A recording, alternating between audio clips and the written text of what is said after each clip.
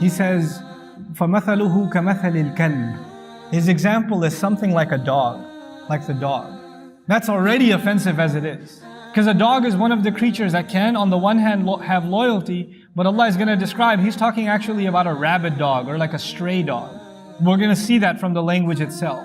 Now, this dog that Allah describes, and in the Quran, you get other examples of people and they're compared to animals. Like the Israelites who didn't do right by their book, they were compared to mules. كَمَثَلِ الْحِمَارِ يَحْمِلُ أَسْفَارًا. They were compared to mules. But this person, even worse, they're being compared to the dog. And then what does He say about this dog? He says, إِن تَحْمِلْ عَلَيْهِ يَلْهَثْ. If you were to put something on this dog, if you were to burden this dog with something, tie this dog to a load and he has to drag the load, the dog is made to do work of some kind, carry something, يَلْهَث. He's going to start panting, imtidadul lisan, ma'a shiddat al-tanaffus, they say. Yalhath means breathing heavy and sticking your tongue out, literally panting. That's what the dog does. When an animal sticks its tongue out and it's panting heavy, it actually means that it's exhausted. So Allah says, very specific language. He says if you put a load on it, it's going to start panting. وَإِن تَتْرُكْهُ. And if you were to leave it alone, يَلْهَث. It'll start panting, it'll keep panting anyway. It'll stick its tongue out and drool anyway.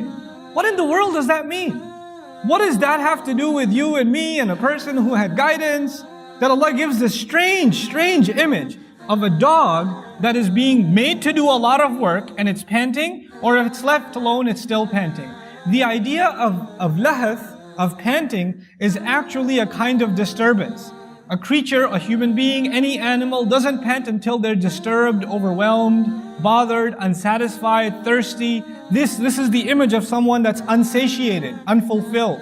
And so our ulama commented exhaustively on this. The use of the word hamal, to load onto it, to put a responsibility on it, is used in the Quran for revelation. This person becomes like a dog. When they hear about the religion now, they start getting bothered. Like, this is a religious person.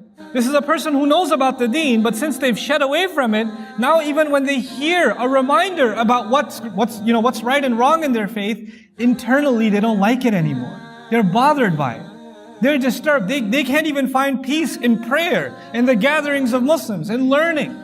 They can't. And so they want to get away from this company and they want to slither away to some dark company, some bad environment. But when they go there, of course, they're still disturbed. They were hoping they could leave this place and find peace somewhere else. They don't find peace. Others have said this has to do with their unsatiated thirst. Like when they become worldly, then Allah Azza wa Jal makes their thirst for the world unending.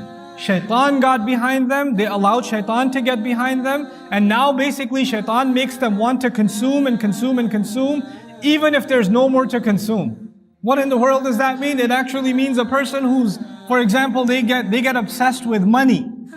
They get obsessed with desire, with lust. They get obsessed with food. They get obsessed with stuff. They're thinking about food when they're hungry. They're thinking about food when they're not hungry.